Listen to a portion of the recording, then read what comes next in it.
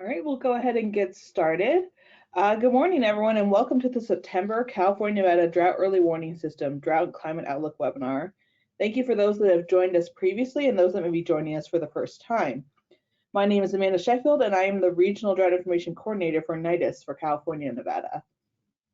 This webinar is co-hosted with the California Nevada Adaptation Program and NOAA RESA team, and it's designed to provide the region with timely information on the current drought status and associated impacts, as well as a preview of developing climatic events. Before we get started, please note that this webinar is being recorded, and the recording and a brief summary will be available on drought.gov and our YouTube channel later this week. So you can just go to drought.gov or the YouTube channel that I linked into the chat to review this later or share it. We've got a great set of speakers this week covering current conditions and outlooks, as well as an update on the Colorado River Basin. Before we get started, I just first wanted to give you a little brief time just to introduce NIDIS in case you're not familiar with our program and partners. Our mission is to improve the nation's capacity to proactively manage drought-related risk. We do this by providing those affected with the best available information and resources to assess the potential for drought and to better prepare for, mitigate, and respond to the effects of drought. We work to improve our understanding of how and why droughts affect society, the economy, and the environment, and improve accessibility, dissemination, and use of early warning information. We fulfill this mandate by building a National Drought Early Warning System, or DEWS, and we work through regional networks as drought isn't the same everywhere. And so, for example, we are the California Nevada DEWS, where we work with new and existing networks of federal, tribal, state, local, and academic partners to make climate and drought science accessible and useful for decision making. We do that through quite a few different activities, such as the webinars like this, but they fall under the categories of observation and monitoring, interdisciplinary research and applications, communication and outreach, prediction and forecasting, and planning and preparedness. On these webinars, I usually like to drop a few different new features that drought.gov has added since the last webinar. And I have two here for you. First, these are going to show a little bit here about, if you remember, in the last year, we've added the feature where you can take any of the maps on drought.gov and make them yourself. You can zoom into different regions, add different layers or things like that. One of the highly requested things was to add a display the full map description option. So that option has been added, as well as a request to be able to overlay any map with tribal nation boundaries. So the example here for just Oklahoma is another option we have now. So you could show state lines, county lines, and now also tribal nation lines. And then one new feature I think some of our more technical partners will be interested in is new documentation on the data services that support all these interactive maps, statistics, and tools on drought.gov. The Drought.gov team reformats data from many of our NIDIS partners into web and GIS-ready formats, and does this with hours of release from their respective data provider. We host all of these on the Google Cloud Storage as part of the NOAA Open Data Dissemination Program, and now you can go to this website and learn more and get examples of data and download them yourself from US Drought Monitor data, satellite data, National Weather Service drought information statements, tons of other different kinds of data and things like that. And so we hope that the release of this database promotes the reuse of data within the drought community. And as I said, you can go to drought.gov/data download to learn more about how you're able to use it. And you can always reach out to our technical team if you have issues. With that, I'll go ahead and pass it over to our first speaker, who's John Abotsoglu. He is part of the CNAP team and located at UC Merced.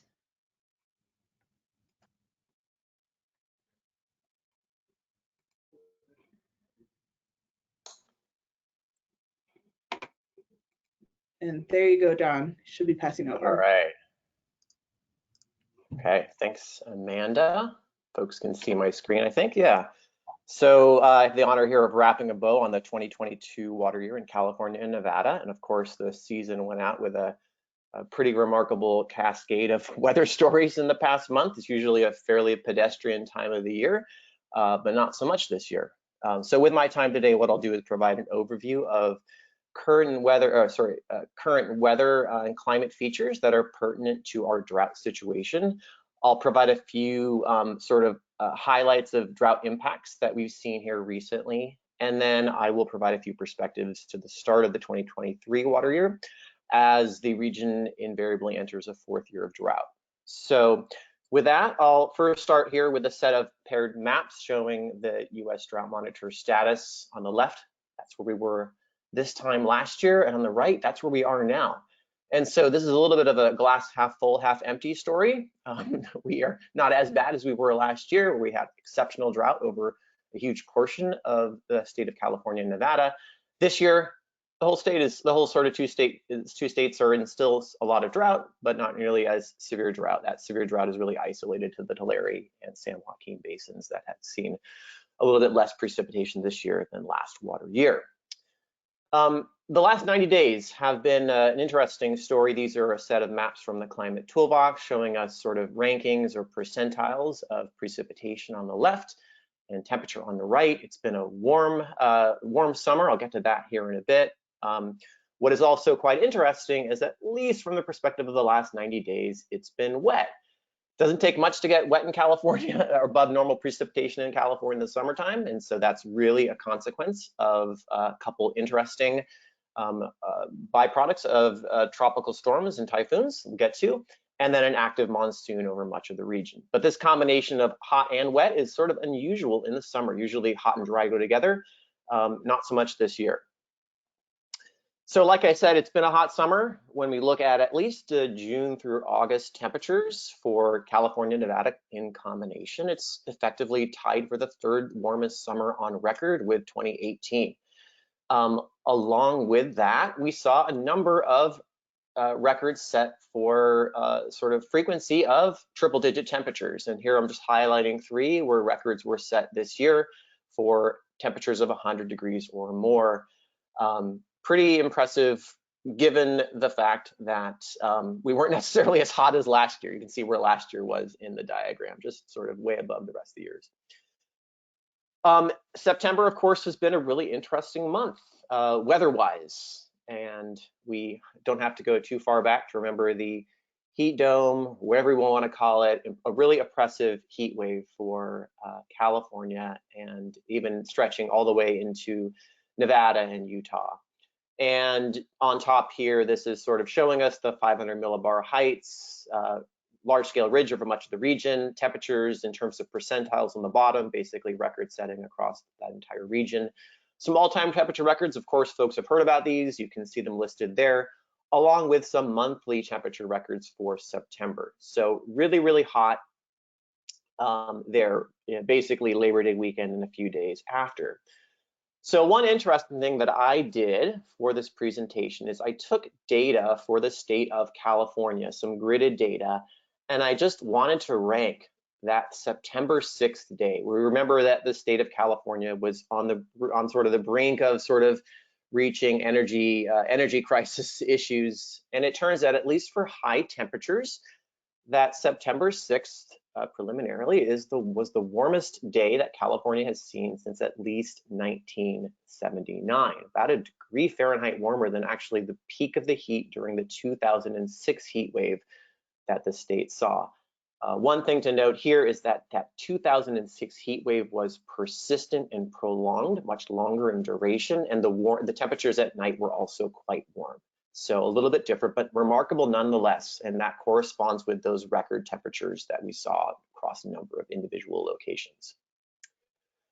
On the heels of that heat wave, we saw a 1-2 punch from tropical storms. So first we had Hurricane Tropical Storm K make a run along the Baja coastline, and of course get quite close to Southern California. The remnants of Tropical Storm K brought some beneficial rainfall across Southern California at a really key time, especially for fire danger. And then about a week later, we had downstream amplification from Typhoon Merbok. That Typhoon Merbok went through Japan, and this is showing us 500 millibar height anomalies. And that Typhoon Merbok ended up making some significant impacts in the Bering Strait in Alaska. And then you can see sort of downstream sort of trough ridge trough amplification, and you get this nice trough that developed off the coastline of California and persisted there as a closed low for a number of days, sending spiraling bands of precipitation into the state. So those two precipitation events, right, were really important, especially from a fire danger perspective. Here, just showing us the footprint of precipitation. This is some data from Climate Engine. There's K on the left, precipitation across the southern part of the state, and then Merbok on the right. And it's almost like a little bit of a puzzle piece together. They almost really do a nice job of basically delivering at least 1/10 of an inch of precipitation to the entire state. You can see, at least here in Northern California, some really beneficial rains here along the North Coast and the Northern Sierra Nevada, really well timed in terms of that mosquito fire that was burning, of course, quite significantly. The drought situation right now, of course, you can look at the US Drought Monitor, and the story there is that much of the region is in drought, but not maybe as severe as it was last year. Of course, we do know that drought has a number of flavors, and this is a tool from the Climate Toolbox that allows you to go in and look at sort of a variety of flavors of drought, and this is just showing 4 of them, right? Water precipitation in the upper left-hand panel, some below normal, but not nearly as bad as last year. Reference evapotranspiration has been quite high, at least here in the Central Coast and San Joaquin Valley for the last 90 days, but then you see below normal across sort of the monsoon affected areas, including into Southern Nevada. And so you can take a sort of a snapshot, and this on the very far right-hand side, this is a snapshot for Las Vegas, Nevada, where you can see that some of the longer term drought indices, including water year precipitation and the Palmer Drought Severity Index, paint the region in sort of moderate to severe drought. Whereas if you look at summer-centric metrics of reference evapotranspiration and vapor pressure deficit, not so much. So very different in terms of time scales and metrics, of course. That's something we certainly know about when it comes to drought. Wanted to highlight a couple of the drought impacts that we care about. We'll be watching this one in particular a little bit later in the year, but the sort of the reservoir situation, sort of similar to where we were this time last year. This is, again, just the Western Sierra Nevada, maybe slightly higher cumulative reservoir storage. Certainly Shasta and Oroville, not as bad as they were last year, and that's a function of precipitation being a bit better overall for the water year. However, the Southern Sierra Nevada, a little bit worse than last year. So sort of where we were last year, below normal reservoir storage. We'll see what happens here, and we'll talk about the perspectives for the water year moving forward. The fire season, of course. Fire season is not necessarily done, but we have seen significant slowdown in fire activity with the precipitation across California and Nevada recently. Couple of numbers here for you, right? California has burned around 300,000 acres so far this year, Nevada 58,000 acres. These are low numbers, especially in perspective to the last 5 years. I've listed there at the very bottom the last 5 years of burned area for the state of California. Those are really high numbers in the context of the last 50 years or so, but nonetheless, this year is quite low. Now, that being said, right, if you want to focus on numbers of acres burned, 300,000 looks pretty low. We have had 9 fatalities from fires in California, and those are a function of fires this year tending to happen in the wildland urban interface. And when they start, they burned pretty severely, including a lot of sort of rapid growth of fires. Reasons why this fire season maybe wasn't as bad as some of the more recent fire seasons. I'm going to highlight here a metric called the energy release component. This is a buildup index, a function of sort of temperature, atmospheric demand, precipitation. It's a really good indicator of potential fire activity and intensity. And on the left-hand side, this is a time series for the Sierra and Northwestern California forest of the energy release component in summer, right? June 1st through September 17th. And the last data point on the right there is the 2022 year. So a little bit closer to quote unquote normal, not nearly as acute as what we've seen in some of the more recent active fire years. And on the right-hand side here, this is a map of the energy release component departures from quote unquote normal, the 1991 to 2020 period. So some above normal, energy release component values in the western Sierra Nevada, the southern or the San Joaquin Valley, etc. But again, some below normal values indicating areas that have had above normal precipitation or more moist air mass this year. One more diagram just to sort of show sort of the progression of the fire season this year, and I have two sketches on here. The black here, this is showing the daily energy release component over California, and the idea behind this is it builds up during warm, dry periods, and it gets knocked down during wet periods, especially with precipitation. And then in red, this is showing us the megatons of carbon released from fires burning in California and Nevada. And the idea here is that when we saw this summer, when we saw the ERC values get to high values, we tended to see these large or sort of high intensity fires. They weren't super huge in the context of recent years, but nonetheless, they have generally occurred when we've seen high rates of ERC. And just to, again, provide a little bit more context here, this year we did see some frequent precipitation in June that knocked the fire danger back a bit. We saw these drier periods where fire danger increased, and that occurred. We saw the Oak Fire in the western Sierra Nevada foothills. And then, of course, during the sort of 30 days leading up to the heat wave, fire danger increased, and then we saw this barrage of fire activity during that week or two corresponding with that heat wave. And then, of course, things were knocked down pretty quickly with the precipitation that we saw. So let's now jump to some of the perspectives for the upcoming water year. We'll start here with sea surface temperatures, sea surface temperature anomalies globally. Two features for those playing at home. You'll first, of course, notice below normal sea surface temperatures in the eastern tropical Pacific from the date line to the coast of South America. And that is a hallmark signature of La Niña. And La Niña is here yet again. We'll talk a little bit more about that here in a bit.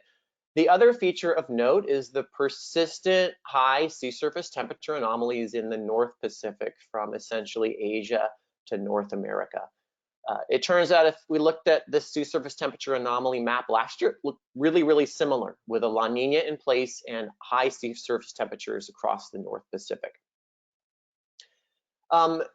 We are in a back-to-back-to-back La Niña, right?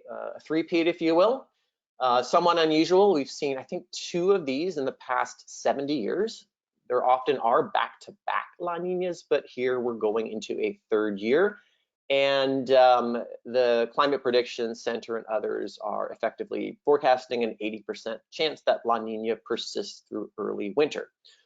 So what does that mean for us in California and Nevada? Well, so we can look at some of the sort of empirical relationships.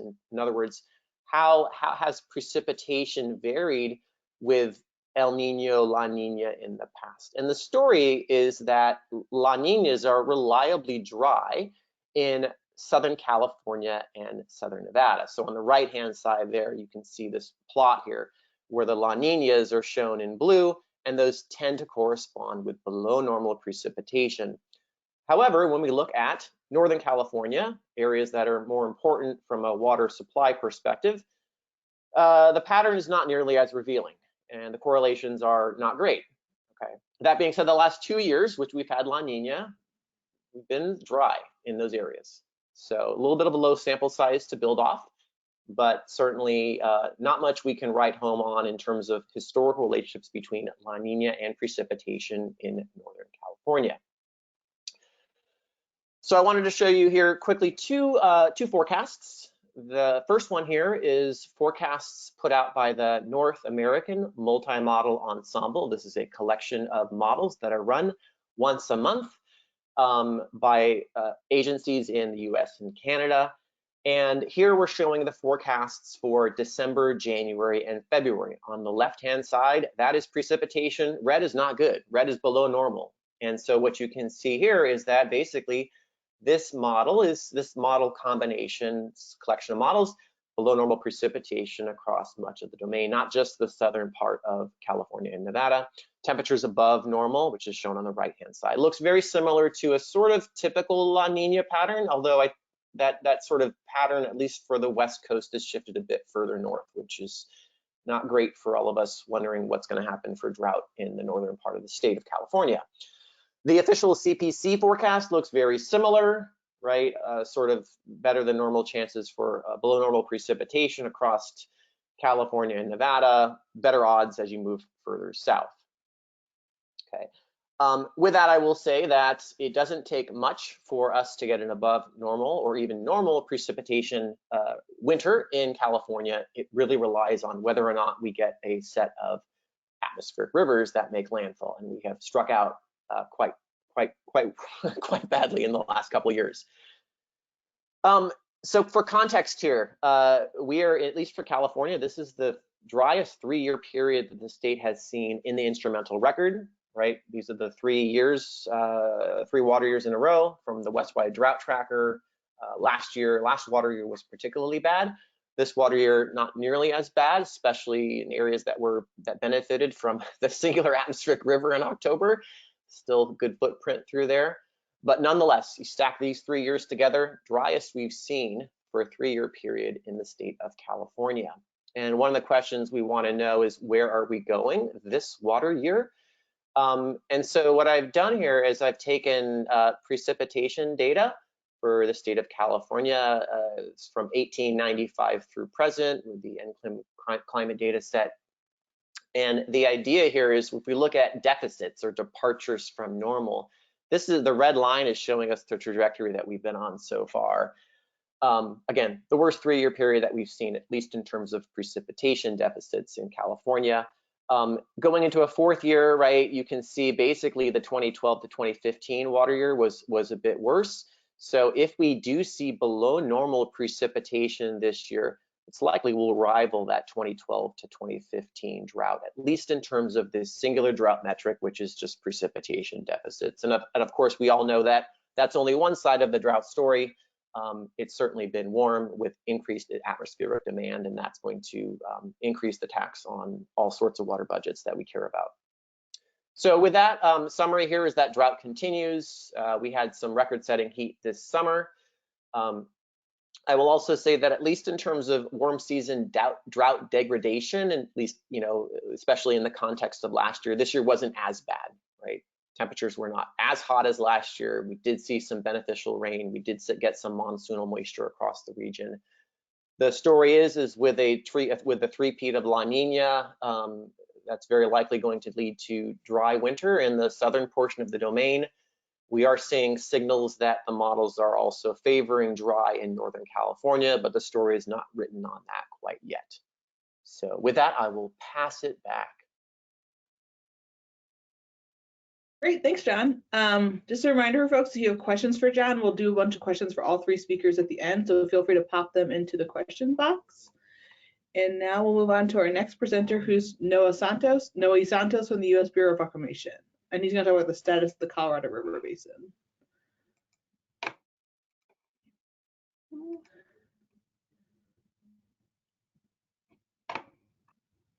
Great, thank you, Amanda. And I'm Noe Santos. I'm the River Operations Manager for the Lower Colorado Basin region. And I'm with the Bureau of Reclamation, which is a Department of Interior agency established in 1902. Reclamation is also the largest wholesaler of water in the United States, providing water to over 40 million people. And that water is also used to irrigate 10 million acres of farmland, producing 60% of the nation's vegetables.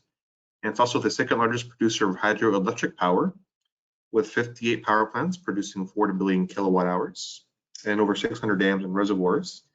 And in our basin region, we're in charge of managing Hoover, Davis, and Parker dams, as well as all the infrastructure for water delivery in the lower Colorado River Basin. And also part of the Boulder Canyon Operations Office, which has the mission to implement the role of Water Master on behalf of the Secretary of Interior. And our objectives in this office are to provide flood control and river regulation while meeting downstream water orders, generating hydropower, implementing multi-species conservation programs, and supporting recreational opportunities. Next slide. So in this talk, I'll be giving you an overview of the basin, as well as going to some of our recent drought efforts and some of our current and projected system conditions. Next slide. So this is a map of the lower and upper Colorado River Basin. And for operations, we are governed by what we call the Law of the River, which is a series of congressional acts, agreements, and Supreme Court decisions. And we have 16.5 million acre feet of water allocated annually, 7.5 million acre feet to the upper basin, which are the states of Utah, Colorado, Wyoming, and New Mexico. 7.5 million acre feet to the lower basin, which is parts of southern Nevada, southern California, and the entire state of Arizona. And 1.5 million acre feet to the country of Mexico. And we have a combined system storage of 60 million acre feet between the upper basin and the lower basin. And we produce 4,200 megawatts, or we have 4,200 megawatts of installed hydropower capacity. And about 70% of the water use that's used in the basin is for agriculture. And we have about 40% of water is actually exported outside of the basin boundaries for some of the major metropolitan areas, such as Albuquerque, Santa Fe in New Mexico, Denver, and also some of the Colorado Front Range cities, Salt Lake City, Utah, and also Los Angeles and San Diego in California. And between all our various hydroelectric power plants, we have a combined generation of more than 4,200 megawatts, and we produce nearly 8,500 gigawatt hours, so 8.5 terawatt hours approximately, which help produce some of our dependence on fossil fuels and provide enough green energy to power millions of homes across the western United States. And one thing to note is that since all the water in the Colorado River is allocated in the lower basin, aside from a recent environmental flow event, the river typically doesn't reach the delta in the Gulf of California, near Baja California, besides from that pulse event from 2014. Next slide. So this is a chart of our annual natural flow, and natural flow is the estimated volume of water in the river that would have flown if there weren't any kind of human activity. So if there weren't any kind of power plants, no diversions, no reservoirs of any sorts. And as you can see on the far left-hand side, the flow in the river when the original Colorado River Compact was being created, the annual natural flow was approximately 18 to 20 million acre feet.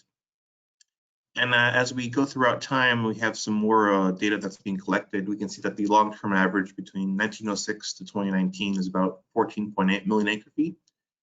And if we take a closer look at the 30-year period between 88 to 2019, that average drops to about 13.3. And for our most recent drought period, which is 2000 to 2019, that average is approximately 12.7 million acre feet. And just these last 10 years, that average is actually closer to 12 million acre feet. So as we can see, we've had quite a decrease in the water supply that's actually available in the river compared to what was originally thought to exist when the original compacts were being developed. Next slide. All right. And for our next slide, I'll go over some of our drought response efforts, and you'll see how we've actually managed to create some additional water storage in Lake Mead. Next slide. So the upper Colorado River Basin has experienced the driest 23-year period on record, and the period from 2011 through 2021 was the driest 10-year period ever on record. And last water year, the current water year 2022 is approximately 12th driest year on record since Powell first filled. And we've had 3 consecutive years of dry hydrology now from 2020 to the current year, at 54% of average for 2020, 33% of average for 2021. And currently this year, we're forecasted to end the water year at about 63% of average. And also 4 of our past 5 years have also been below average. And the total system storage this year began at 37%, and previously we're at 46%, and we're at about 34% full, with Lake Powell close to 25% of capacity and Lake Mead at about 28% of capacity. And here on the slide, you can see the conditions at Lake Powell near Glen Canyon Dam on the left-hand side, and also an aerial picture of Lake Mead near Hoover Dam on the right-hand side. And as for Mead, it's down by about 25 feet or so since last year. And as some of the previous slides shown on the status of the California-Nevada drought, we had a pretty decently wet August and July. So between July and end of August, we're up about 3 feet or so in Lake Mead's current elevation. Next slide.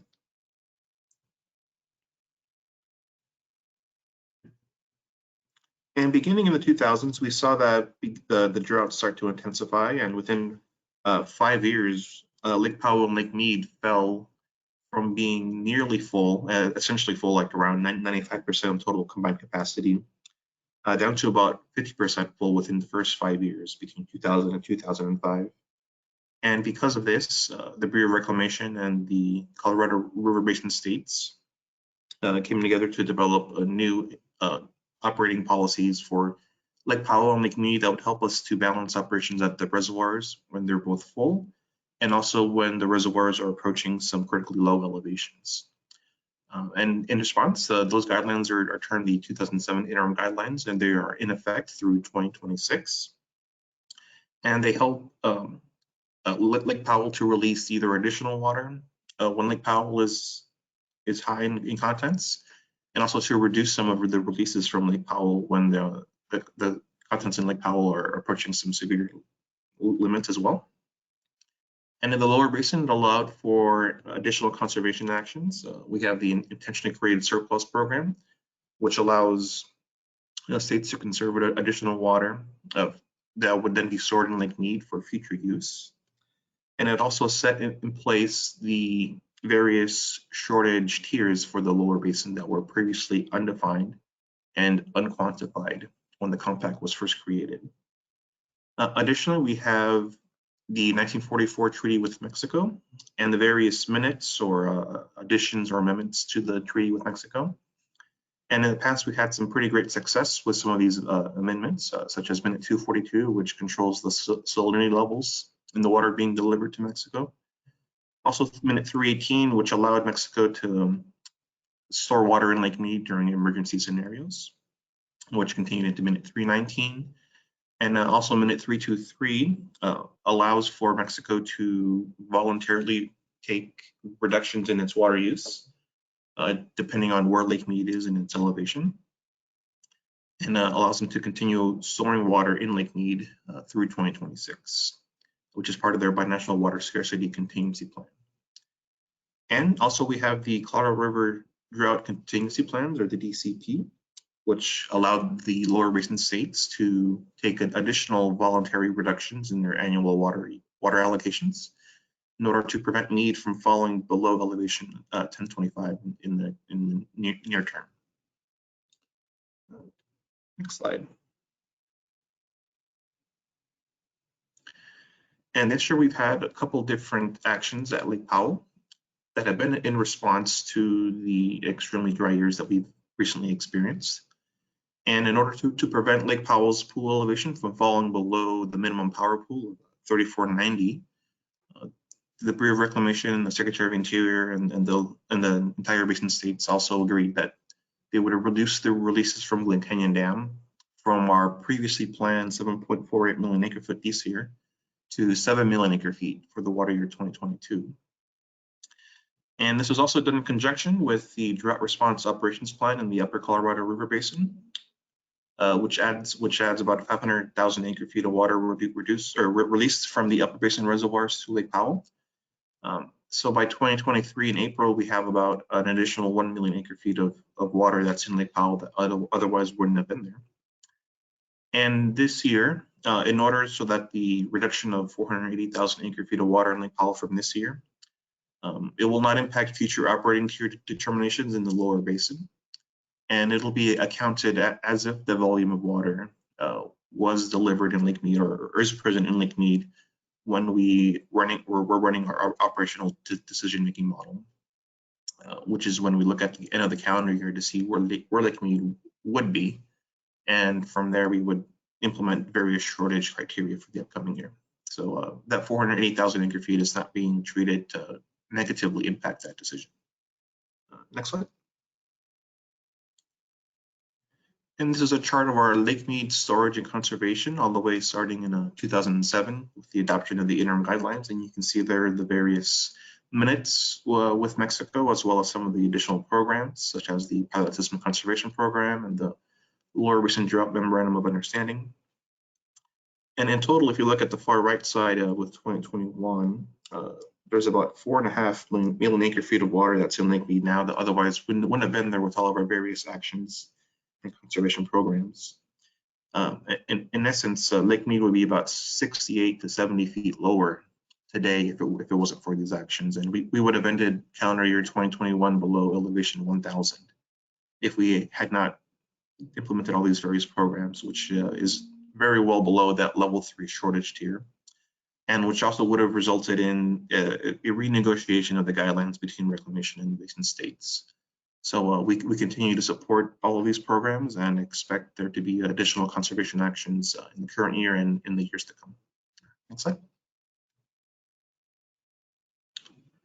All right, we'll now go into some of our current and projected system conditions, which will wrap up our presentation.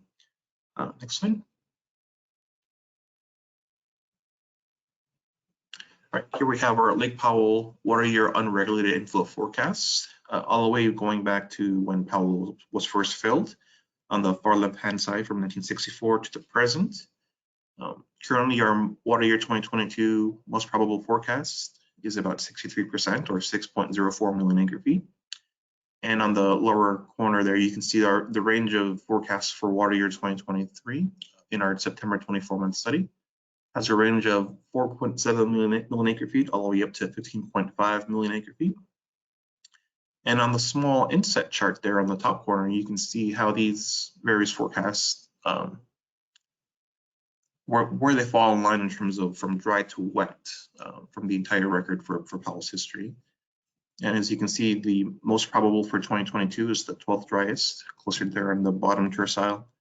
And the most probable 2023 is closer to the middle, but not too far away from water year 2022. So going into water year 23, there's still quite a bit of a range of uncertainty that we have with our forecast, and it'll really depend on the conditions that we see between October through January. Hopefully we see some pretty wet events and a lot of snowpack accumulation.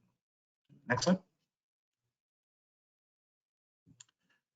And this is a chart with our Lake Powell end of month elevation projections from our 24-month study, and also our Colorado River mid-year modeling system, the Ensemble stream flow projection system. On the far left-hand side, the dark black line is our historical elevations. The blue dotted line is our probable maximum elevation from the August run. The green dotted line is the most probable from the September run, and the red line is the probable minimum from the September run as well.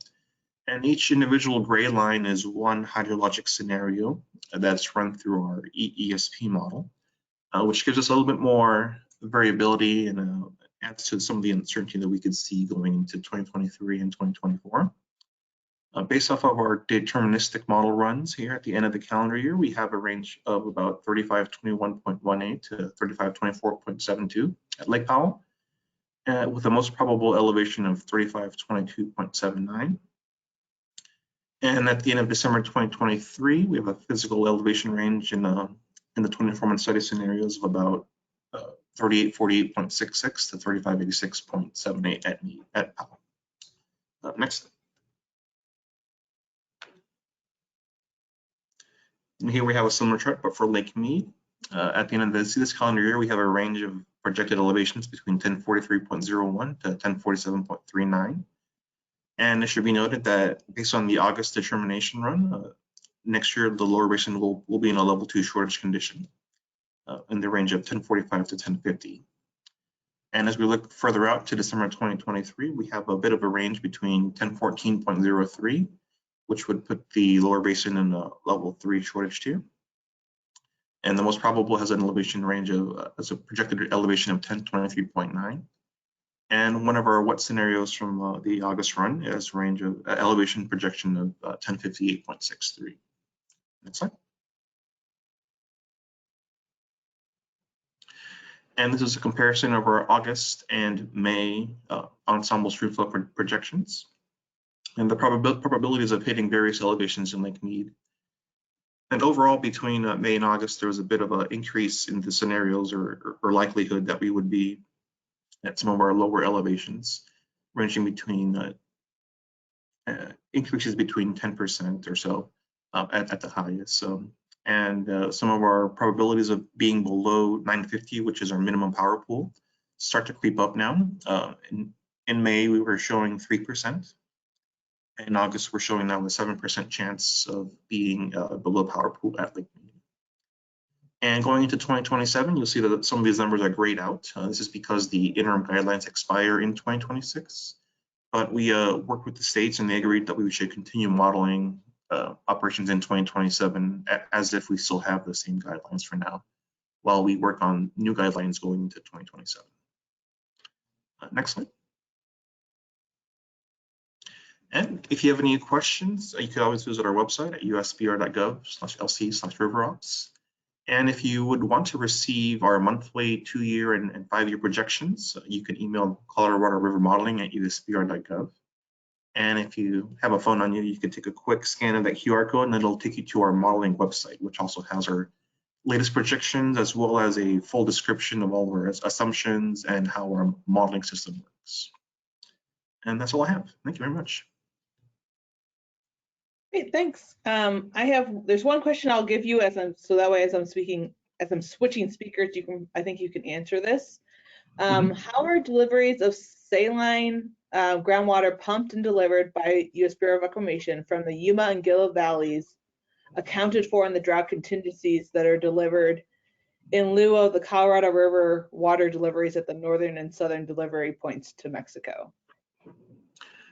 Yeah, so we account for that water as part of our annual deliveries. We have a system of wells near the border called the 242 well field. And in order to meet the delivery requirement at Mexico's within minute 242 with the treaty, some of that water is delivered in order to reduce the saline levels that enters Mexico. So all that water that's released from the well field is accounted for as an accountable delivery to Mexico. And some of the more saline water that comes from some of the irrigation districts closer to the border are bypassed and are sent to the Cienega, which is a wetland near in Mexico. And that water isn't accounted for as a delivery to Mexico because of how high those saline levels are. So our Yuma area office, they manage that whole system, the whole network of canals down by the border in order to make sure that the water that's accounted for to Mexico as a delivery meets all the different salinity conditions that we have with the treaty.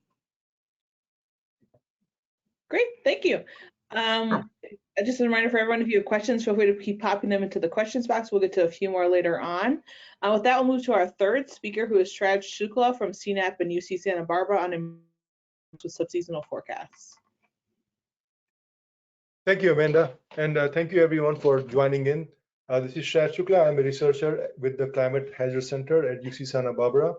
And here what we're doing is providing an overview and summary of a research project that looks into improving drought outlooks with subseasonal forecasts. And I must acknowledge the support of NIDUS and co-PI and collaborators from UCLA and DRI and the CNAP team.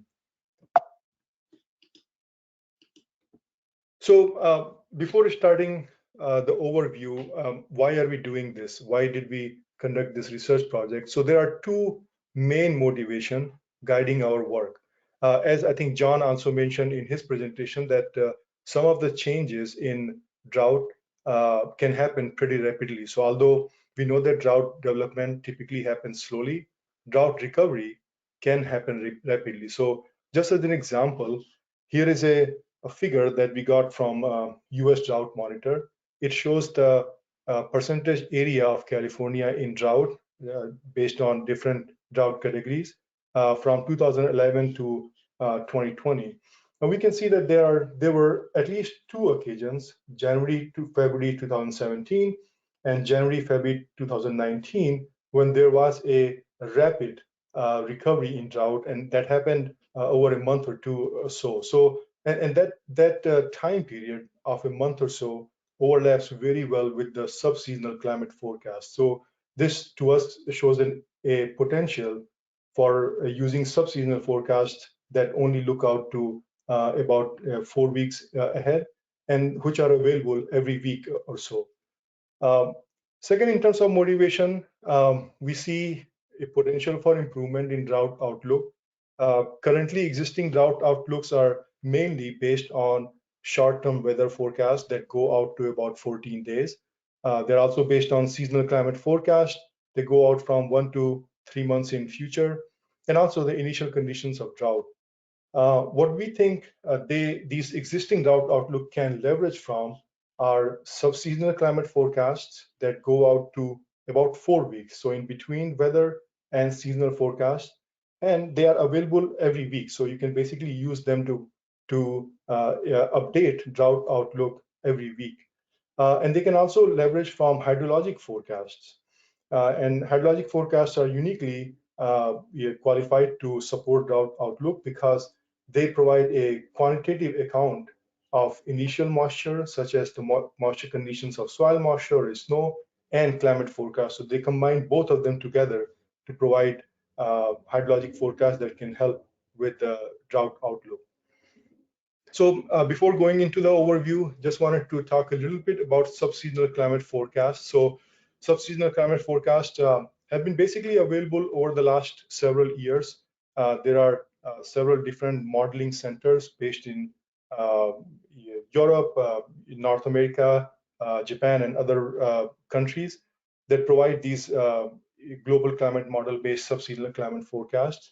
For our research project, we are working with the North American multi-model Ensemble, which includes about 5 to 6 different global climate models, totaling about 50, more than 50 Ensemble members. And here is just an example of what the rainfall forecast anomalies look like from these models from over week 1 to week 4. And this is just the rows below. They show the forecast from individual models, and the row on top shows the forecast based on the multi-model average. Yes. I you offer work. I think we're losing the edges of your slides. I'm not sure if you're presenting differently than earlier. Oh, really? Let's see. Is it? Hang on. This shouldn't happen. How about now? Is it a little better? Well, yeah, but we just see it in non-presenter mode, but you can present this way for now. But yeah, because we were losing the edges before. You can try slideshow again and see if it works. Yeah, we're still losing the edges, so maybe just present in the non-presenter mode. Okay, let's, does it happen here too? Yeah, that's weird. Okay. Let me go back to this mode and sorry about that. Let's see. Okay, this is too small, I assume. Yeah, a little bit bigger if you can. Okay, let's see. How about this? Yeah, it's probably as big as you. That'll fit. That's the fit. That's good. Thank you. Okay, no problem, and thanks for letting me know. Sorry about that, everyone. So I just wanted to say that in real time, these sub-seasonal forecasts, they are available weekly, usually by Thursday of a week. They are available to use, and they are available at daily resolution. So you can find forecasts of, say, rainfall for next 30 to 45 days for each day in that time window. And originally, their spatial resolution is pretty coarse, about 100 kilometer to 100 kilometer, but we do bias correct and downscale them. So just as an approach, the scientific basis of our hydrologic forecasting work is the fact that numerous past studies have shown that hydrologic forecasts are more skillful than climate forecasts alone. And that basically happens because the skill in hydrologic forecasts is derived from 2 sources. One is the initial hydrologic condition, so knowing what the state of soil moisture, snow, and so on at the time of when the forecast is made is useful for skill in hydrologic forecast, and also the skill that is available through the climate forecast over the forecast period. And in this case, the forecast period is about 4 weeks in future. So just as an example of our approach, what we are doing now is that some of you may have already heard about UCLA-based Drought Monitor, and this UCLA Drought Monitor provides the basically current state of soil moisture, total soil moisture, and so on a daily basis. what we are doing is that we are basically plugging in the subseasonal climate forecasts with this existing framework to provide hydrologic forecast at subseasonal scale and available weekly. So just as an example, in this slide, on the left is initial hydrologic conditions shown by standardized total moisture anomalies, going from this is equal to D0 and this would be equal to D4. So this is basically an example of what the initial conditions were like at the time of initializing a forecast. And then what we do is we combine that with many different scenarios of the rainfall for next month or so. And in this case, since we're working with the hindcast forecast, we only had about 30 scenarios and so on. So what we are basically doing is combining this state of the initial hydrologic condition with the several scenarios of the climate over the next 30 days or so. And that yields into the scenarios of things like total moisture for the next month. So here again, like if we use those 30 scenarios of rainfall, run the hydrologic model starting from the initial conditions, this is the number of scenarios that we end up with in terms of total moisture anomaly. So obviously 30 scenarios is a lot. In the real time forecast, we actually go up to about 60 or plus scenarios and so on. But one of the ways where we can try to compile this ensemble forecast scenario is just by presenting something like worst case, most likely case, or best case. So just very simply, worst case scenario would be the minimum or the lowest value of standardized anomalies for each grid cell. Most likely case would be simply the median value of standardized anomalies for each grid cell. And best case scenario would consist of highest value of standardized anomalies for each grid cells. There are obviously many different ways to present this information, and we would love any feedbacks and comment on this. But for the rest of the evaluation of these forecasts, we'll be working with the most likely case. We'll be using that forecast to compare with observation. So in the next few slides, I'll go over the evaluation of this most likely forecast scenarios during the 2012-13, 2015-16 drought. And what we are doing here is comparing the total moisture forecast generated over this period with the observations, and also the forecast of snow water equivalent. We're comparing forecast with the observations over this period. So initially, I just wanted to start by comparing only one water year. Here on the top, we're showing the forecast of total soil moisture scenarios made at different points in the season of 2013-14. So, for example, this forecast for November 2013 would have been made by the 1st of the month. Similarly, forecast for December, January, February, and March of that water year would have been made on the 1st day of each of those months. On the bottom is basically a comparison of those forecasts with what we are calling observations. And observations in this case are simply generated by driving the hydrologic models with observed climate forcing, so observed rainfall, temperature, and so on. And at least for this 2013-14 event, we see a very nice comparison between what was forecasted on the day 1 of a month with what we actually observed by the end of the month.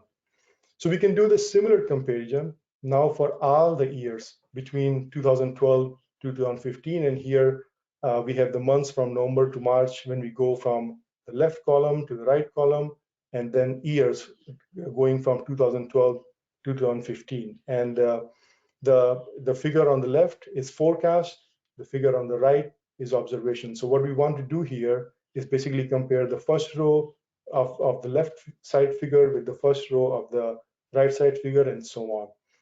So again, comparing these two products over 2012 to 2015 drought, we see a general agreement between what was forecasted in terms of total soil moisture scenario with what was actually observed. We can do similar comparison with say more independent product, which in this case is a USDM short-term drought indicator. So basically what we are doing here is using the short-term drought indicator to compare with the forecast. And these forecasts, this forecast is not meant to completely be similar to the short-term drought indicator, but I just wanted to make sure that we show how these forecasts compare with an independent short-term drought product. Next, we can do something similar using for snow water equivalent forecast. We can see that these forecast product would have shown very low snow water equivalent in 2014 and 15 years, which is compares favorably with the observation.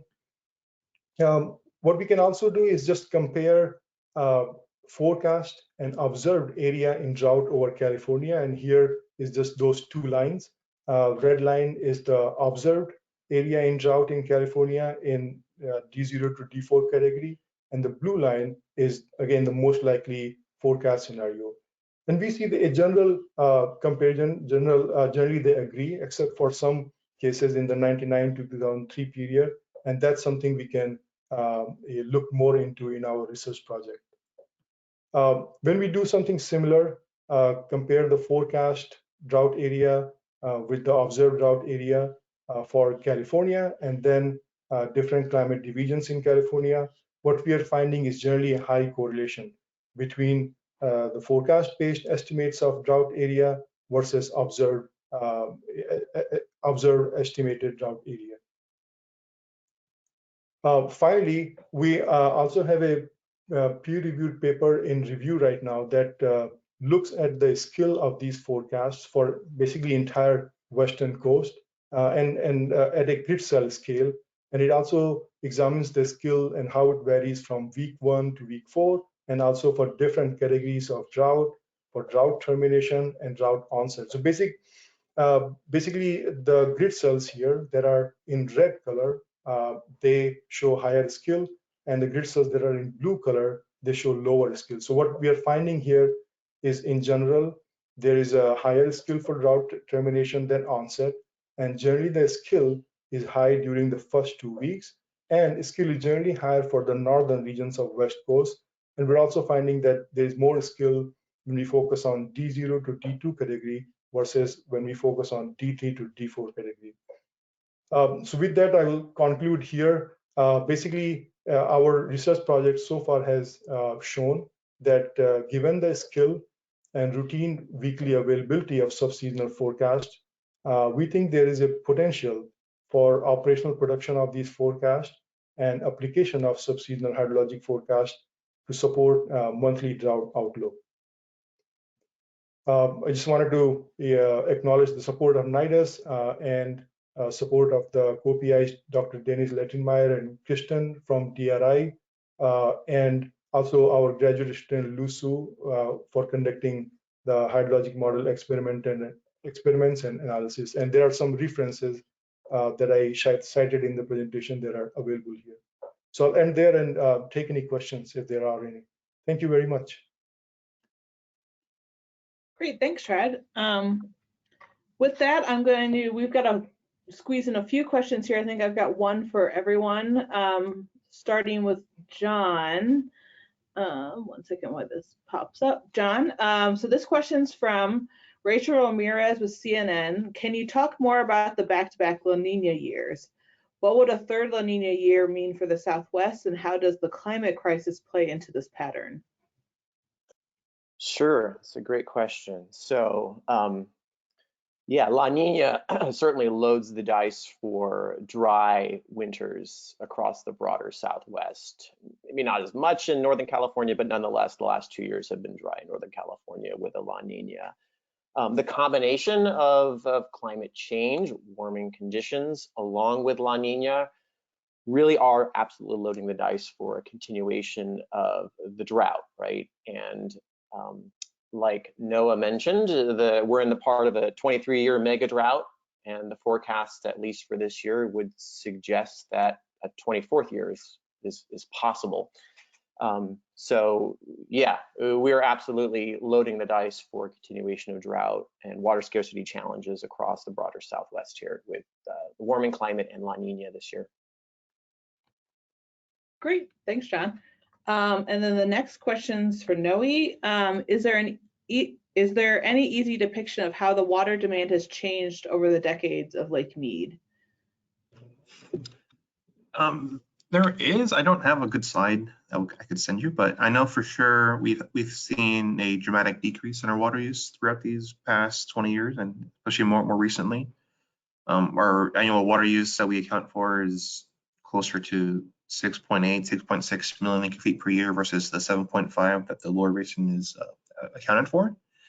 And I know some cities such as Las Vegas, they've broken that general curve, that we would expect to see with increasing population means increasing water demand, and they've actually been able to decrease their water demand even though population has increased significantly.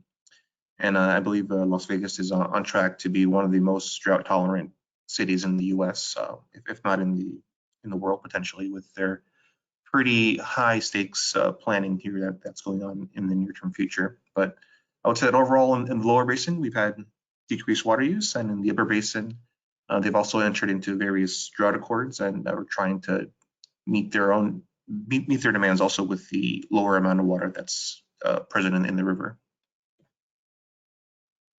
Great, thanks. And then I'll cover here what the final question here. If I didn't get to your question, feel free to email me, or I'll email you and the speaker from the questions that get loaded up here.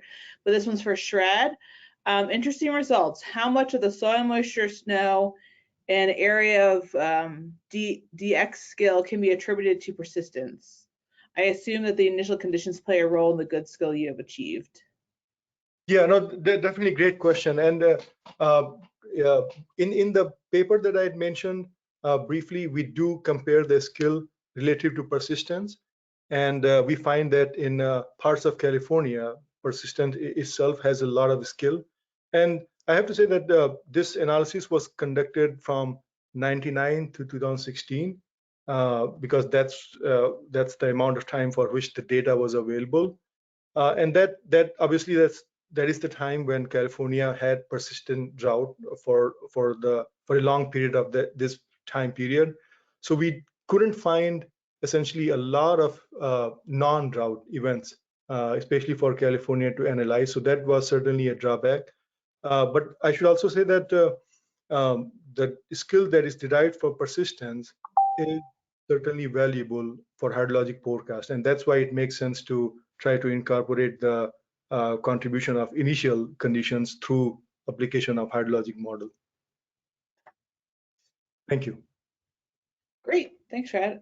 With that, yeah, I'll go ahead and end the webinar since we're a little bit over time. If you'd like to follow up your question, feel free to email me and we'll get you in contact with the speaker who can answer your question. With that, I want to say thank you all for joining us today and to all our great speakers. We hope you found this webinar informative. I'll mention again that the recording with a brief summary of this webinar will be available on drought.gov and the NIDIS YouTube channel later this week, and you can find that in the chat box already, where to find all that.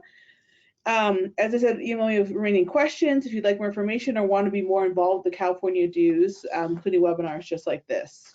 And then also mention we do have a brief post-webinar survey, which helps us figure out what to cover in these webinars. So if you have any interest or ideas or things you'd like to see more in these bi-monthly webinars, feel free to fill in that survey and let us know. Otherwise, I'll say thank you again and hope you have a great day. Thank you.